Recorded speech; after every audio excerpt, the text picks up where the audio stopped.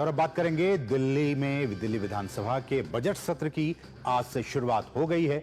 मंत्री, विधायकों और दिल्ली के सभी वर्गों को कुल मिलाकर आज के सेशन की शुरुआत हुई, खीर खिलाकर इसकी शुरुआत हुई है। दिल्ली विधानसभा में भारतीय मूल की अंतरिक्ष यात्री सुनीता विलियम्स की सकुशल वापसी पर स्पीकर ने खुशी जताई और नासा का आभार व्यक्त किया। स्पीकर विजेंद्र गुप्ता ने टीम इंडिया को चैंपियनशिप जीतने की बधाई दी। दिल्ली विधानसभा में प्रश्नकाल शुरू हुए के दौरान सत्र के दौरान आज बीजेपी के विधायक ओम प्रकाश शर्मा नेता विपक्ष आतिशी पर भड़क गए। विश्वासनगर विधायक ओम प्रकाश शर्मा शिक्षा से जुड़ा वो सवाल पूछ रहे थे। इस बीच कई बार आतिशी खड़ी हुई, जिस पर ओपी शर्मा भड़क गए। उन्होंने आतिशी को नेता विपक्ष बनाए जाने पर ही सवाल उठा दिया। बीजेपी के विधायक जितेंद्र महाजन ने दिल्ली में हिंदुओं के धार्मिक पर्व पर लोगों को ग्रीन पटाखे चलाने की इजाजत दिए जाने की मांग की। विधानसभा में नियम 280 के तहत इस मुद्दे को उठाया गया।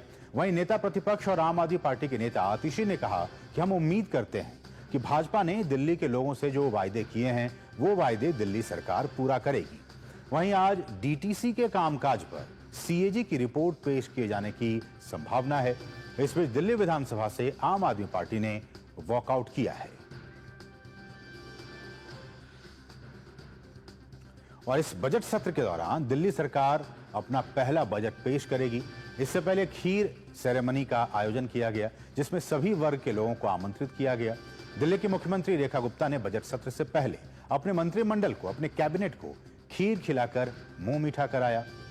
इस मौके पर कार्यक्रम को संबोधित करते हुए उन्होंने कहा कि दिल्ली का बजट डबल इंजन की सरकार का बजट होगा और विकसित दिल्ली का नया विजन इसी के साथ शुरू होगा।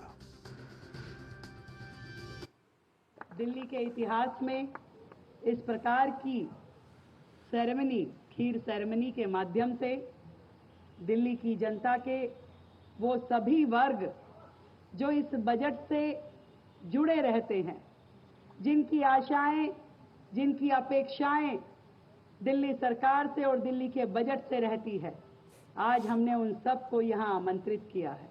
और ये खीर का भोग प्रभु को लगाने के बाद सबसे पहले वो अधिकारी हैं कि उनको ये खीर मिले और वो इसका स्वाद चखे।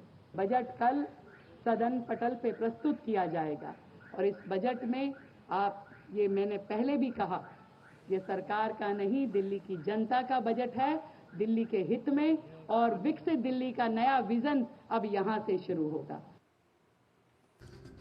तो खीर खिलाकर दिल्ली की मुख्यमंत्री ने बजट सत्र की शुरुआत की है। हमारे साथ हमारे सहयोगी गिरीश निशाना ताजा अपडेट के साथ मौजूद हैं। गिरीश, बहुत बहुत स्वागत। और जैसा कि दिल्ली की मुख्यमंत्री कह रही थी कि हमने खीर सेरेमनी आयोजित किया, तो क्या जो दिल्ली का बजट पेश होने वाला है, तो दिल्ली की जनता को भी खीर की तरह ही एक मीठा बजट देखने को मिल सकता है, जिसमें उसके लिए बहुत सारी ढेर सारी योजनाएं होंगी?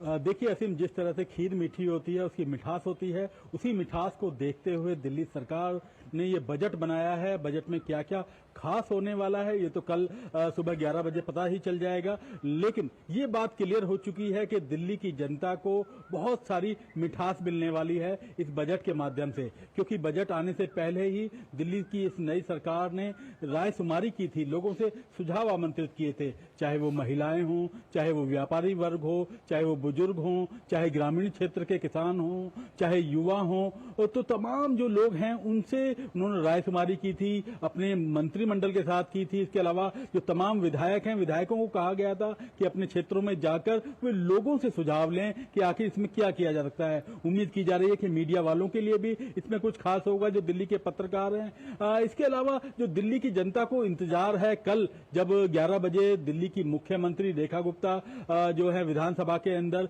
इस बजट को पेश करेंगी, क्या क्या चीजें निकल कर सामने आएंगी ये स्पष्ट हो जाएगा। लेकिन उम्मीदें बहुत ज्यादा हो गई हैं, क्योंकि आप देख सकते हैं कि जिस तरह से जब दिल्ली सरकार में मंत्रिमंडल की शपथ भी नहीं हुई थी, तो उससे पहले ही दिल्ली के अंदर काम शुरू हो गया था, चाहे वो यमुना नदी को साफ करने का काम हो, चाहे दिल्ली की सड़कों पे गड्ढों और गड्ढों में सड़क की बात की जाए, उनको ठीक करने की बात हो। और अब क्योंकि मानसून में देखिए असीम 3 से 4 महीनों का समय है, लेकिन उससे पहले ही नालों की सफाई का काम भी रेखा सरकार ने शुरू करवा दिया है। तो उम्मीदें बहुत ज्यादा बढ़ गई हैं दिल्ली के अंदर नई सरकार से, और उम्मीद की की जा रही है कि कल बजट में सब स्पष्ट हो जाएगा, लेकिन आज जो इसकी शुरुआत हुई है वो भी बहुत अच्छी हुई है। आज सुबह यहाँ पर खीर सेरेमनी रखी गई, पहली बार दिल्ली विधानसभा में इस तरह की खीर सेरेमनी रखी गई, जिसमें काफी संख्या में ऑटो चालक और टैक्सी चालक यहाँ पर मौजूद थे। इसके अलावा वकील मौजूद थे, टीचर्स मौजूद थे, डॉक्टर्स मौजूद थे। जिन लोगों से राय शुमारी की गई थी, जिनसे सुझाव आमंत्रित किए गए थे, उन तमाम लोगों का यहाँ पर मुंह मीठा कराया गया खीर के माध्यम से। तो यहाँ पर दिल्ली विधानसभा में आने वाले जितने भी ऑटो चालक थे वो काफी उत्साहित नजर आए। मेरी उनसे बातचीत हुई तो उनका यह कहना था कि इस तरह का सम्मान उन्हें पहली बार मिला है दिल्ली विधानसभा के अंदर। तो गिरीश, ये बताएं कि बीजेपी डे वन से ही कह रही है कि वैसी योजनाएं, बहुत सारी योजनाएं जो महिलाओं के लिए थी या फिर दिल्ली की जनता के लिए थी, अच्छी योजनाएं थी, हम उसको चालू रखेंगे, उसको हम बंद नहीं करेंगे। आपके सोर्सेज क्या कह रहे हैं कि इस बजट में उन योजनाओं को चालू रखा जाएगा या फिर उन्हें बंद करने की बात की जाएगी? देखिए, मैं आपको बताऊं, क्योंकि जिस तरह से जो भाजपा कहती है, भाजपा ने अपने संकल्प पत्र में जो वादे किए हैं वो आप किसी भी राज्य को उठा के देख लीजिए, वहां पर वो पूरा करते हुए दिखाई देते हैं। जब भाजपा की सरकार दिल्ली के अंदर बनी तो उन्होंने साफ कहा कि जिस तरह से दिल्ली के अंदर महिलाओं को डीटीसी के अंदर फ्री यात्रा मिल रही है तो वो उसी तरह से लागू रहेगी। 200 यूनिट बिजली की सब्सिडी की बात चल रही है, वो इस तरह से जारी रहेगी। 20,000 लीटर पानी की जो बात कर रही है वो इसी तरह से जारी रहेगा। लेकिन उसके अलावा एक्स्ट्रा कुछ नया भी कुछ मिलेगा दिल्ली की जनता को इस बजट के माध्यम से, ये देखने वाली बात होगी असीम। ठीक है, लेकिन गिरीश, आप ही की बातों को आगे बढ़ाते हुए जो डीटीसी से संबंधित जो सीएजी की रिपोर्ट, जो कि आम आदमी पार्टी सरकार उसको नहीं टेबल कर रही थी, उस रिपोर्ट को भी टेबल होना है। और उस रिपोर्ट की जो बातें निकलकर सामने आई है मीडिया में, उसमें ये बातें कही जा रही हैं कि जो डीटीसी का जो खस्ता जो वित्तीय स्थिति है वो बहुत ही खराब स्थिति में है। जो महिलाओं को फ्री में जो बस सर्विस दी जा रही है उसको लेकर भी कहा गया कि इस वजह से भी जो वित्तीय स्थिति है वो खराब हुई है डीटीसी की।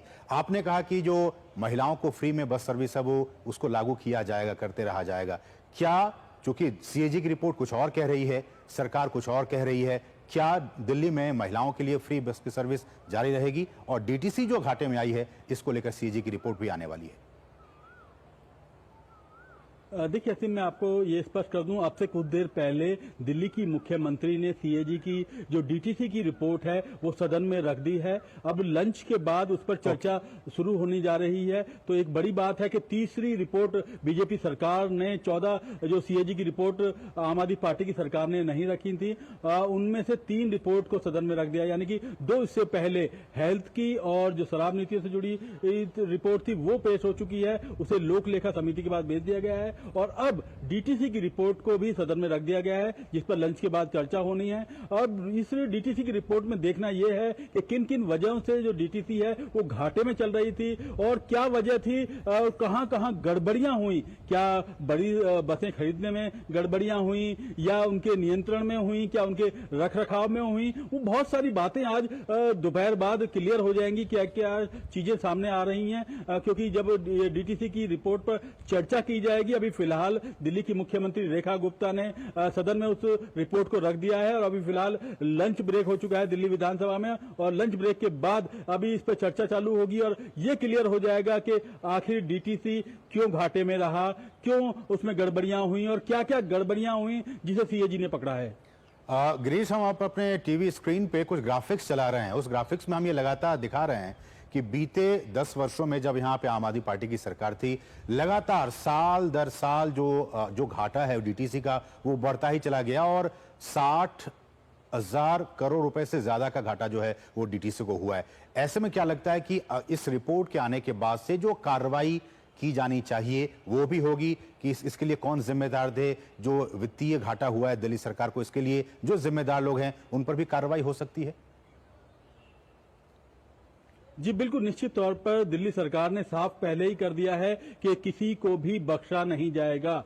जिसने भी इस तरह की जो घोटाले में संलिप्त हैं, जो भ्रष्टाचार में संलिप्त हैं, उनको बिल्कुल बख्शा नहीं जाएगा, क्योंकि ये दिल्ली की जनता का पैसा है, दिल्ली की जनता की काड़ी कमाई है, उसको वो वेस्ट नहीं जाने देंगे। दिल्ली सरकार ने पहले ही दिन आते ही साफ कर दिया था कि जो दिल्ली की जनता के लिए एक एक पाई का हिसाब लिया जाएगा और उसी के तहत इन सीएजी रिपोर्ट को भी रखा जा रहा है सदन के अंदर और उनको देखिए सबसे बड़ी बात यह है खाली सदन में रखा नहीं जा रहा, चर्चा नहीं की जा रही, उसे लोक लेखा समिति के पास भी भेजा जा रहा है जिसे 90 दिनों के अंदर वो रिपोर्ट विधानसभा को सौंपनी है। एक बड़ी बात है जिसके अंदर पूरी तरह से कार्रवाई हो सकती है, जिसमें न केवल जो मंत्री हैं, जो विधायक हैं या जो उनसे जुड़े हुए लोग हैं, जो अधिकारी हैं, वो भी इसके दायरे में आ सकते हैं और हो सकता है इसमें सजा का प्रावधान भी है कुछ जगह पर। तो बिल्कुल, तो बहुत बहुत शुक्रिया गिरीश। तो जैसा कि हमारे सहयोगी गिरीश बता रहे थे कि इस